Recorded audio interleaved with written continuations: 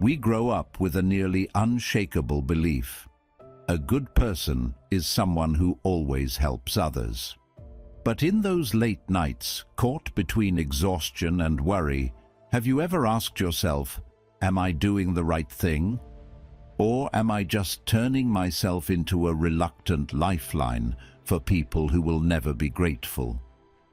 Many people assume that helping others is always an act of love, that giving without limits is the way to live a good life. But the truth is, constantly rushing in to save others from the consequences of their own choices not only hurts you, it also keeps them from learning the lessons life is trying to teach. Some people around us are like bottomless wells.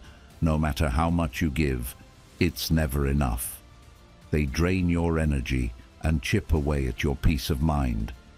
Helping the right way isn't a question of should or shouldn't, but of who to help and how to help.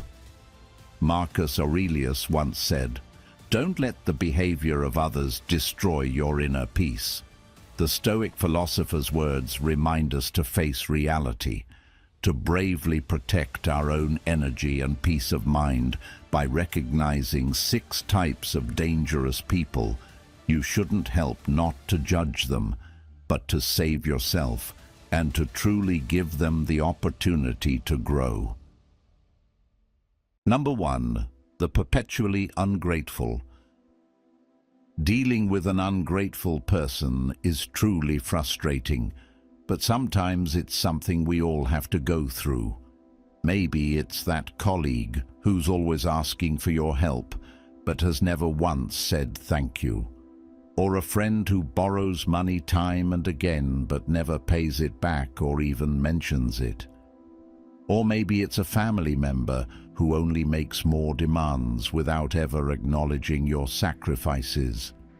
Have you ever felt like you've given so much, only to get silence, indifference, or even anger in return when you're no longer able to help?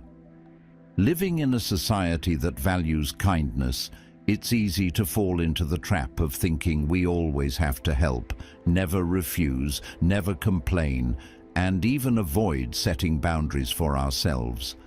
But the truth is, not everyone deserves your kindness. Especially the ungrateful, those who never appreciate, never acknowledge, and the more they're helped, the more they feel the world owes them. These are the people who drain your energy and gradually make you lose faith in yourself and others. You can recognize this type of person by some familiar signs. They accept every bit of support as if it's their right, never think to reciprocate, or even simply say thank you. Sometimes when your kindness reaches its limit, they turn around and criticize or blame you for not helping all the way, as if you've committed some great wrong. I've heard stories like this, not rare stories, but things that happen all the time in everyday life.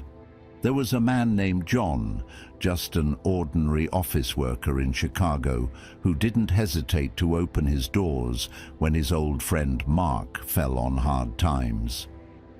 That first month, John gladly let Mark stay with him, shared his meals, and even helped him look for a new job. Mark accepted it all, rarely offering a word of thanks. By the second month, when John encouraged Mark to be more independent, Mark began to complain. "This apartment is too cramped. The food isn't any good. Why do I have to work such a tough job?" The breaking point came when John decided it was time for Mark to stand on his own 2 feet.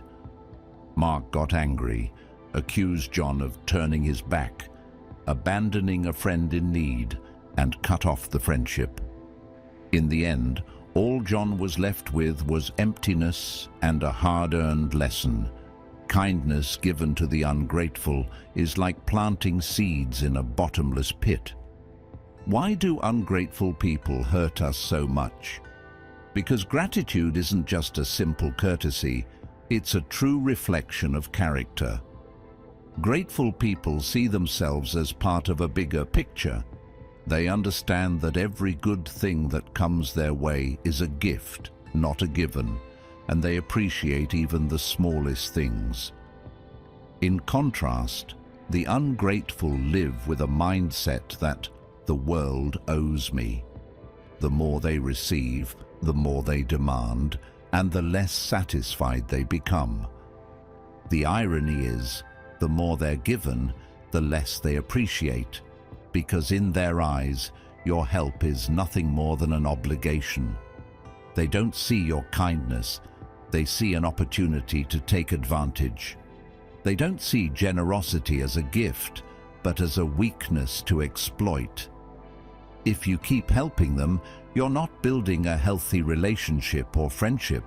You're just reinforcing their habit of dependency.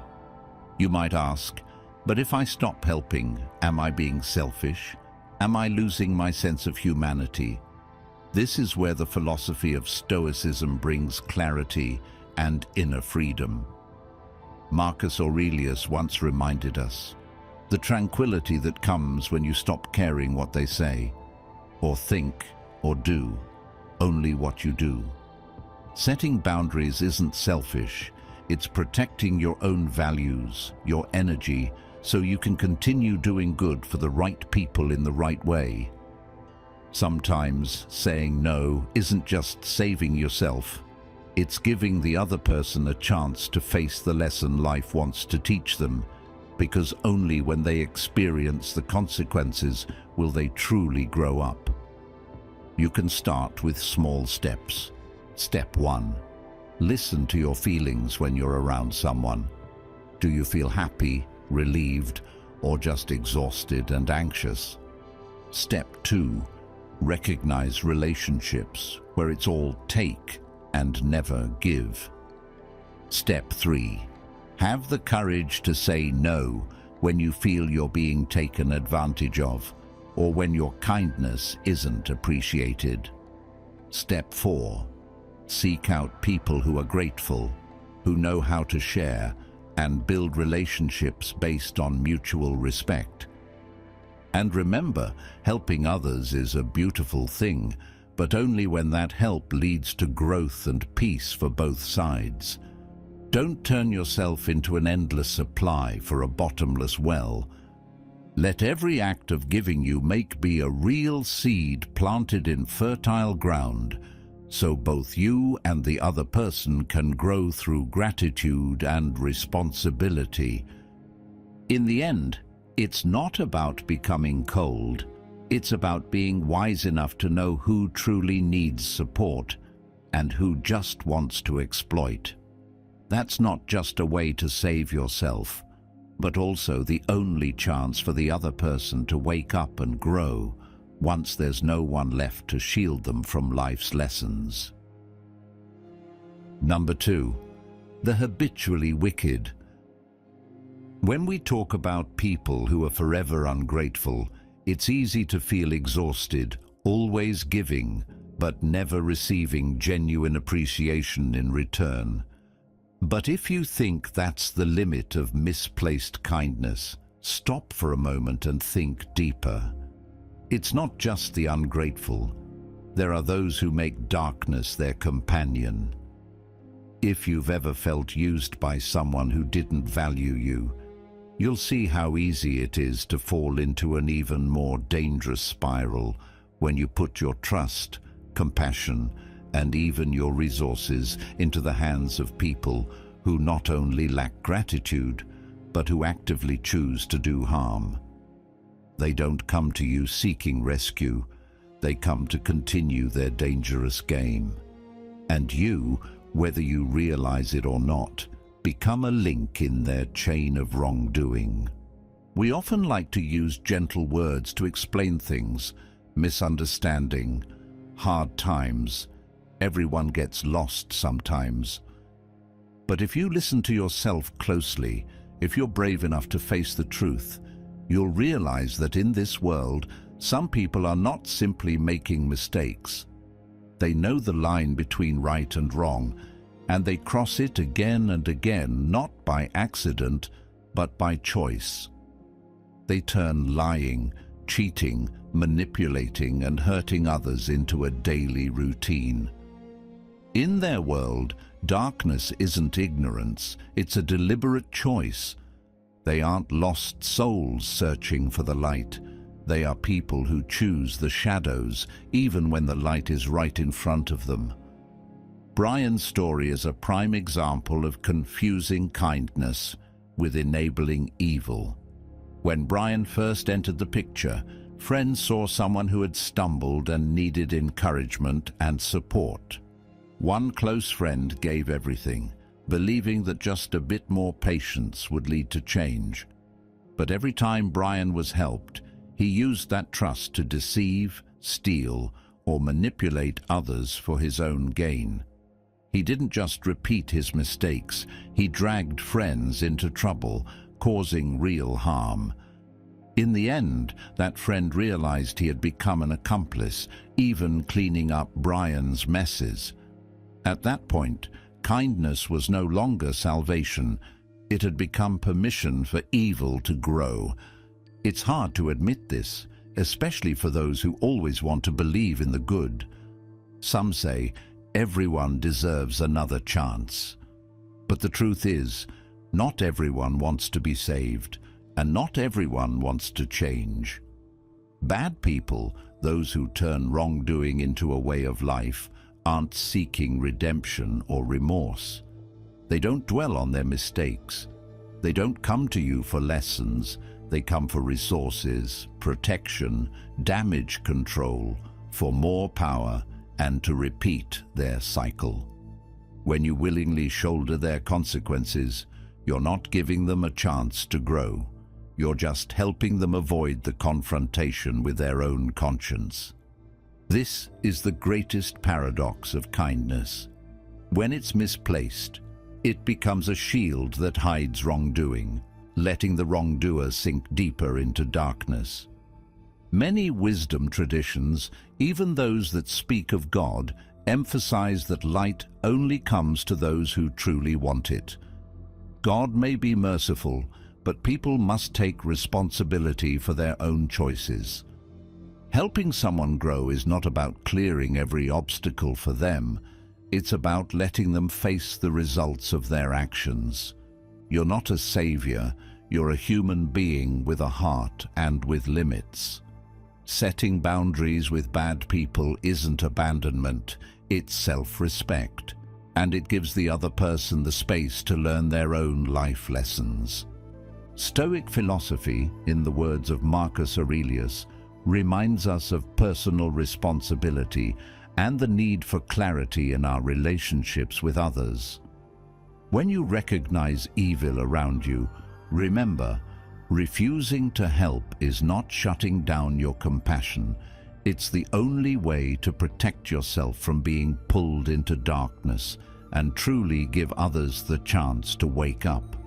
Growth only happens when each person takes responsibility and lives with the consequences of their actions. Sometimes that is the most courageous and humane form of love. So if you're wavering on the boundary between kindness and responsibility, listen to yourself, face the truth, and have the courage to set limits. Helping others is a privilege, but helping the right person at the right time is the real proof of your wisdom, kindness, and dignity. Don't let yourself get pulled into the cycle of wrongdoing. Instead, stand firm in the light. Give both yourself and the other person the greatest opportunity to grow. Number 3, the chronically lazy. But it's not only evil that drags us into a spiral of suffering. Sometimes what exhausts us the most is our own kindness, especially when it's directed at people who are chronically lazy. If evil deliberately inflicts harm, then chronic laziness quietly drains your energy and spirit, bit by bit, like a slow trickle of water that over the years wears away even the hardest stone. Have you ever found yourself in this situation? Friends or relatives who always turn to you for help, from simple favors like sending an email for them to major things like lending money or sorting out personal problems, not because they can't do it themselves, but because they know you'll always say yes. They know you can't bring yourself to refuse. At first, you feel happy to be needed. You see yourself as a solid support. But over time, that feeling gives way to fatigue, frustration, and even helplessness. Each time you help, you hope it will be the last, that this time they'll change, that they'll finally stand on their own. But that change never comes. There's a truth we rarely dare to face. Helping a chronically lazy person is, in reality, enabling their stagnation and dependence. They don't lack ability, they lack motivation. They use your help as a comfortable hammock to avoid effort, while those who truly want to rise will use your kindness as a springboard to move forward. Have you ever heard Mike Tyson's story? The boxing legend once shared in an interview with The Guardian that, when he was young and unknown, he used to depend on friends and family until he realized that no one could live his life for him. Tyson pointed out that if you always lean on others, you'll never become strong. You'll just live in the shadow of kindness with no chance to grow up. It's a harsh but necessary truth. It's the same in nature. No mother bird feeds a chick forever if it refuses to open its mouth. A tree does not continue to nourish a branch that bears no flowers or fruit. Nature eliminates stagnation not out of cruelty, but out of wisdom, so that everything learns to stand on its own. If you keep being someone's life raft, they'll never learn to swim. Chronically lazy people always have a stockpile of excuses. I'm just unlucky. I've been hurt before. Everyone has weak moments. Yes, tough times are real. Everyone stumbles now and then. But the important question isn't what happened to them, but what are they doing to change? If all they do is wait for someone to pull them out of a pit, the more you try to save them, the deeper they sink into dependence. Think about it. When you help them pay their debts, clean up their mess, or deal with their problems, you're not only giving up your own time and energy, you're also stealing their chance to feel proud of themselves, to build resilience, to believe they can get back up on their own. Kindness in the wrong way is like a sedative, lulling people to sleep in their own weakness. Helping is goodwill, but helping endlessly without change is blind kindness. Marcus Aurelius once reminded, "Do not waste what remains of your life in speculating about your neighbors, unless with a view to some mutual benefit." Learning to stop at the right time is not selfish, it's wise. True maturity only comes when the lazy are forced to face the consequences of their choices: hunger, disappointment, shame, or even loneliness. Only when the pain of not changing is great enough will they genuinely want to save themselves. That's when you truly help them by stepping back and letting life deliver its lessons. Ask yourself, are you saving someone, or are you pulling them further into your own shadow of weakness? Learn to distinguish between those who are trying and those who have given up. Have the courage to set boundaries. You are not anyone's rescue machine, and no one has the right to demand you sacrifice your peace just to give them a false sense of security. And if you've ever blamed yourself for saying no, remember that is the greatest gift you can give, because only then does the other person have a real chance to grow. It's also the moment you give yourself the right to peace. Next, we'll look at another kind of dangerous person. How can you recognize them? And why can helping these people make you lose your own sense of worth? Let's explore in the next section. Number 4. The arrogant and self-righteous. Before we explore the next type of person we should avoid, let's start with the story of a man named Victor. He was the kind of friend anyone would respect for his intelligence, decisiveness, and unwavering principles. In the eyes of many, Victor was the model of success, confident in himself and unshaken by the opinions of the crowd. But to me, Victor was also the clearest example of the type of person the philosopher Marcus Aurelius warned about. The arrogant and self-righteous, those who cannot and will not accept help until they themselves truly desire it. Once at a small gathering, Victor talked about a new business decision, a project that was clearly risky and riddled with uncertainties. Those around him with good intentions gently offered advice, sharing their perspectives and real-world lessons. But Victor just smirked and said, "You don't understand. I know exactly what I'm doing." You cannot help someone who doesn't want to listen. Behind that confident look, I saw a deep fear of being questioned, of being exposed as anything less than the always right leader. We often confuse those who genuinely need help with those who simply want validation. Some people come to you not for advice or real wisdom. They only want to hear you agree and support the ideas they've already made up their minds about. If you don't go along with their thinking, they'll see you as the opposition, someone who doesn't get it, or even as an obstacle to success.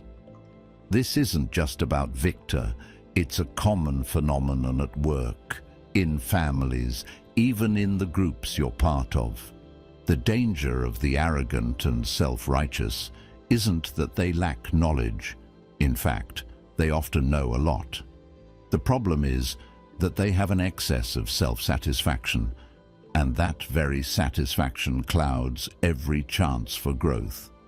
Deep down, arrogance is just fear disguised as confidence. The fear that if they're wrong, their entire worldview will collapse. The fear of losing the image of being the best, the one who's always right. They build a fortress of reason around themselves, shutting others out, and by doing so, they also shut out any opportunity for change. Have you ever found yourself trying to reason with someone like Victor using logic, evidence, and genuine care, only to be met with headshakes, resistance, or even ridicule? You feel frustrated, disappointed, and sometimes even question yourself. Was I not good enough? Not tactful enough? But the truth is, you cannot help someone who does not want to be helped. Marcus Aurelius once wrote, "Do not waste what remains of your life in speculating about your neighbors, unless with a view to some mutual benefit." Unrestricted goodwill, the desire to rescue the arrogant, sometimes only drains your energy and traps you in a cycle of disappointment. History, religion, and philosophy all offer us powerful lessons on this. Even Jesus, according to the Bible, did not plead, persuade, or try to force the arrogant and stubborn to change. He simply said what needed to be said, then quietly moved on. Because wisdom and enlightenment cannot be given to anyone who isn't ready to open their heart. The arrogant only stop when they stumble, when consequences and real-life experiences leave them no choice but to embrace humility. I remember after the heavy failure of that project, Victor became quieter, no longer the one who always spoke the loudest in meetings. One day he came to me not to boast, but to sincerely ask, "Where do you think I should start over?" That was a precious turning point, the moment an arrogant person genuinely wants to listen and is ready to accept help. Perhaps the most important lesson from this experience is, you do not have to save everyone, especially those who only want validation, not real help. Give them the chance to face setbacks, to experience the consequences of their self-satisfaction. Save your energy to listen to and support those who are humble and truly eager to change. That's how you protect yourself from being hurt. And it's also the most genuine act of love, because in the end, everyone only truly grows when they walk through their own darkness. Setting boundaries does not make you cold, it makes you wise. When you stop trying to save the self-satisfied, you are not selfish, you are giving them the priceless chance to grow. And sometimes, stepping back is the greatest gift you can give to someone else. Number 5. The incurably foolish.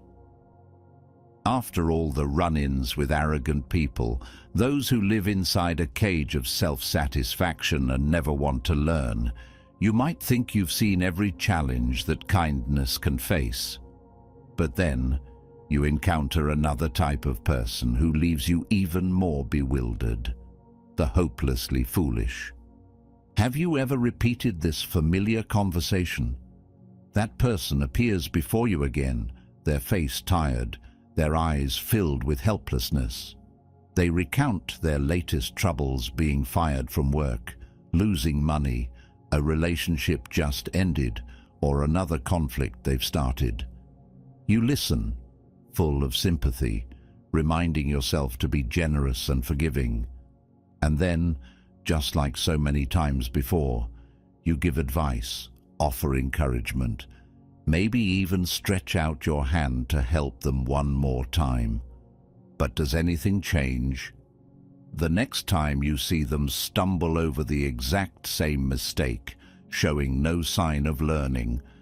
Maybe it's the friend who's always broke because of reckless investments, no matter how much you warn them. Or the co-worker who's late over and over, making the whole team pay the price. Or the family member who always falls into toxic relationships, ignoring your advice, then comes back in tears every time they get hurt. Sometimes you feel like you're talking to a wall. Every bit of advice, every hard-earned experience you share is met with avoidance or empty promises to change. How many times have you asked yourself, am I wrong to keep trying to help, to save them from suffering? Or am I the one who needs to wake up and stop? Marcus Aurelius once emphasized, if anyone can refute me, show me I'm making a mistake or looking at things from the wrong perspective, I'll gladly change. It's the truth I'm after, and the truth never harmed anyone. That's a clear, honest line. Wise people accept advice, observe consequences, change themselves, and grow. Fools don't. They reject their own lessons, repeat cycles of failure and blame, always hoping others will be their lifeline. Picture this scene. Someone is struggling in rough waters, crying for help.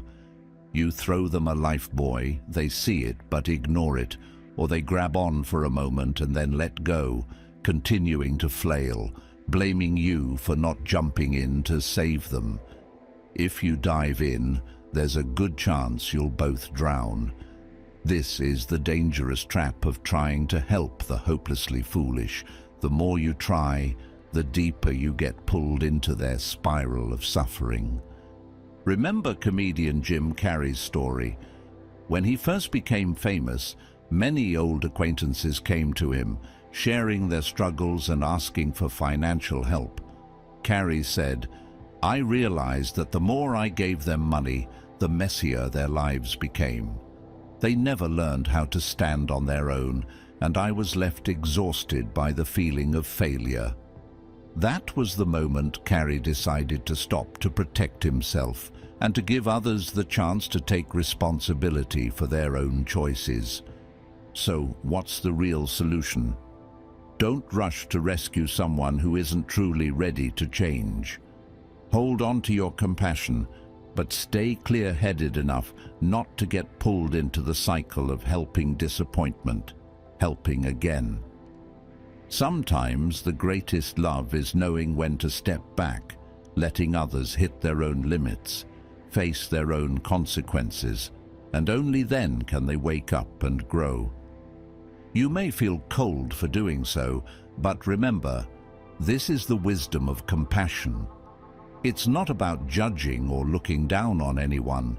It's about protecting your own energy and giving the other person the most valuable gift, the chance to learn life's lessons for themselves. Once you recognize and learn how to step aside from the hopelessly foolish who refuse to grow, prepare yourself for the final, most dangerous type of person, the one who not only takes, but knows exactly how to manipulate and control you, the master manipulator. They don't just pull you under, they make you doubt yourself. Don't miss the next part, because this is the greatest test for anyone who wants to protect their freedom and inner peace. Number 6. The master manipulator. Have you ever felt like a ship adrift in the ocean, thinking you're steering your own course, only to realize there's an invisible hand quietly guiding your direction? Manipulators are just like that. They never issue commands, nor do they scream or demand. Instead, they skillfully tug at the invisible strings connected to your emotions, making you believe every decision is your own, that your giving and your help are entirely voluntary.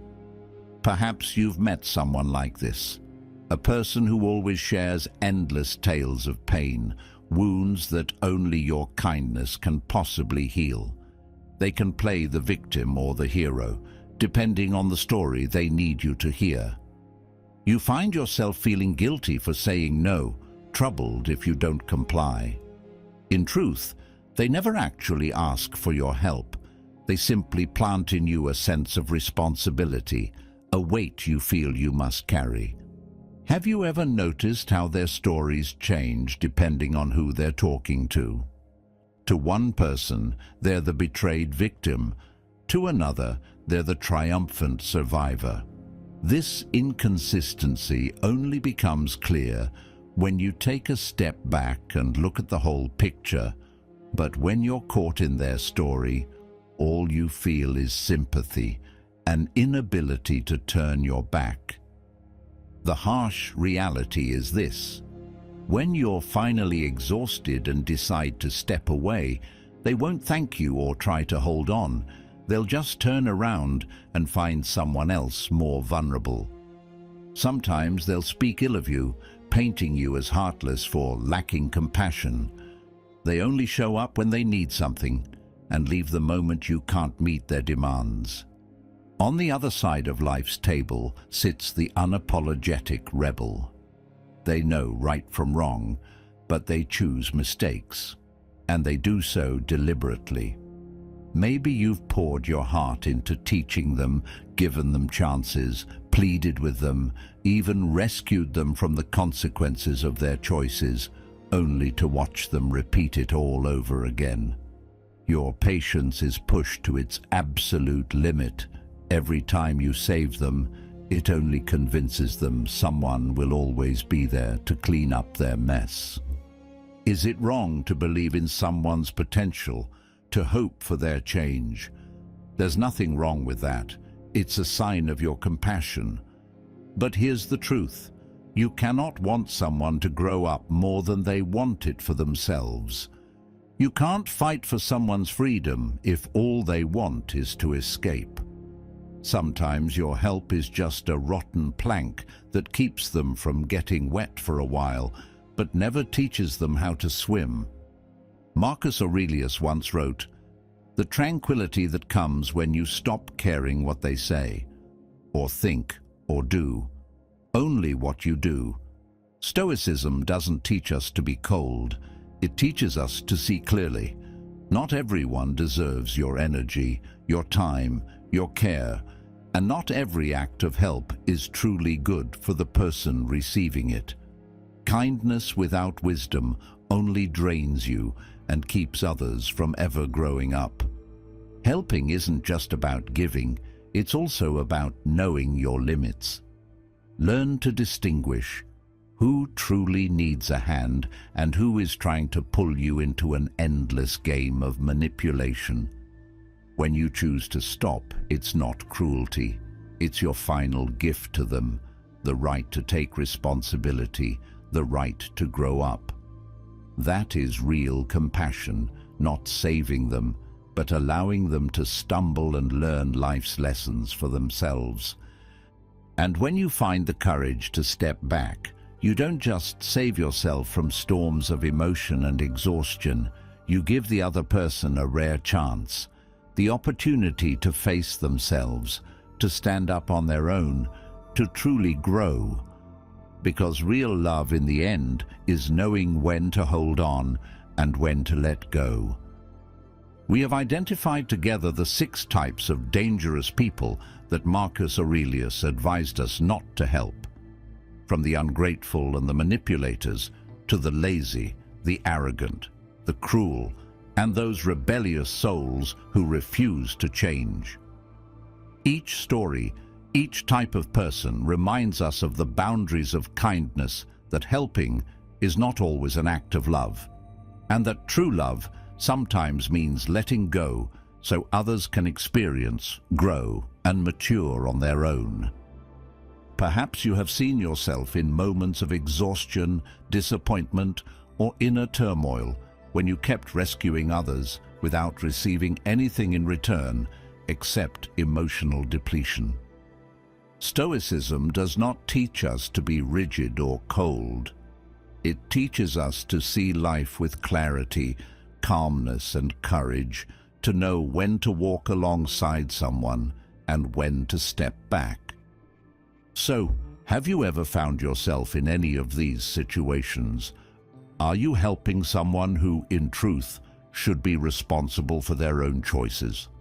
Share your story in the comments, because your experience might just become a guiding light for someone else on their journey to maturity.